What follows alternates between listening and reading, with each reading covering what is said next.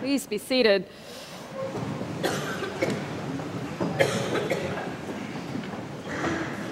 Monday, I received the following text message from my husband, David. John Hodgman on Terry Gross, breaking into tears as he recites the Lord's Prayer, which he and his mother recited before her death. Both atheists.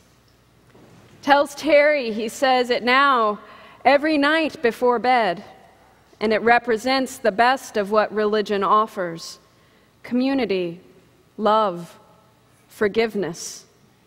Very moving.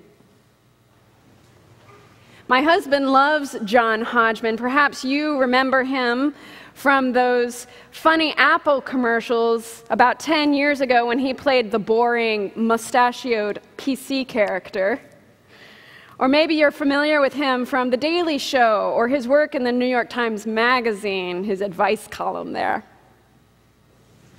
At home, my normally buoyant husband, David, choked up as he related that John's wife, an Episcopalian, taught him and his mother the Lord's Prayer, and that John has been praying that prayer every night since his mother died, he clarified 20 years ago.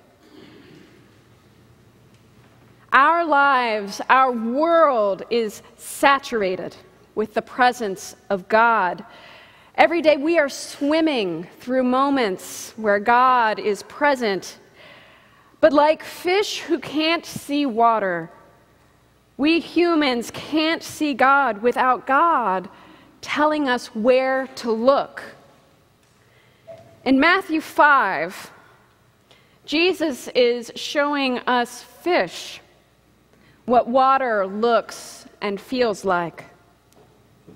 As John Hodgman, an atheist, learned, so often God reveals himself unexpectedly in the midst of pain and death. Now, most often we think of blessing in terms of benefits conveyed, prosperity, power, material goods. We, like Jesus' contemporary audience, expect to hear, "Blessed are you who are comfortable. Blessed are you who have enough to eat. Blessed are you who have access to good schools," we might hear today. Because those blessings kind of go unspoken. We take them for granted. Those might be the blessings we thank God for at dinner, around our dinner table. I know we do at my house.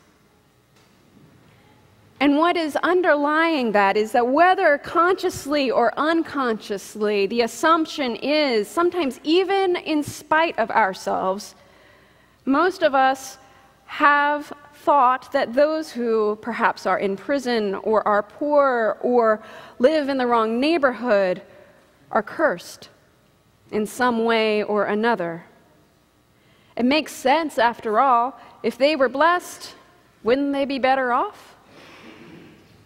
The Beatitudes turn that expectation on its head. Blessed are you who are in the midst of misery, suffering, death. Because when God blesses in the Bible, the primary benefit God confers is relationship, presence. Blessed are you. Jesus is saying that he promises to be with us humans first and foremost when we suffer. I am with the poor in spirit. I am with the mourning. I am with the meek, the hungry, the oppressed, the persecuted. Why? Why does God meet us there? Simply because we will all experience death. We all, at some point, experience pain, misery. That is the common experience. the common meeting ground for all humans at one point or another. And so a God who is there for everyone meets us where everyone eventually will be. Moreover, God brings healing and blessing where healing and blessing are most needed and will be most noticed. Jesus' candle of light might go unseen in a room that is brightly lit.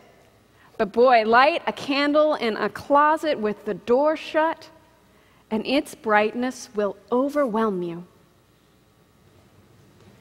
Does being in a state of misery, we might ask, guarantee that we will see God? Absolutely not. If that were the case, I think Jesus' teaching today would be unnecessary. Nor is Jesus' point that we should clamor to make ourselves miserable simply in order to experience blessing. Jesus' point is that, one, death and sorrow are inevitable in this life, and they are not indications of God's disfavor. Two, God promises, in fact, to be with us in pain. And three, with God's help, some redemption can be found and brought about in the midst of misery, in the midst of death. And ultimately, our takeaway is that we can experience God overwhelmingly when we are instruments of God's redeeming work. Jesus said, "I am with the humble, the merciful, the peacemakers." Well, today, as we celebrate the Feast of All Saints, as we baptize in the same service as we read our necrology, this is the promise of the gospel and the assignment of Christians. That when we go down into the waters of baptism, we commit ourselves, or commit others on behalf of themselves, to seeing the world as God sees it. To look for blessings and hope where logic tells us only curses and death abide. We commit to look for blessings in ourselves when the world says we are cursed, and we commit to see the blessed among those whom the world would say are cursed, and to join with them in solidarity. Reaching out, not as possessors to the unpossessed or dispossessed, for that suggests that we are rich while they are poor, but going as those possessed by God, to reveal by that possession the riches that are there for all to enjoy. In other words, going with empty hands outstretched and eyes of our heart wide open, humbly seeking life in death and God in the midst of darkness. Amen. Amen.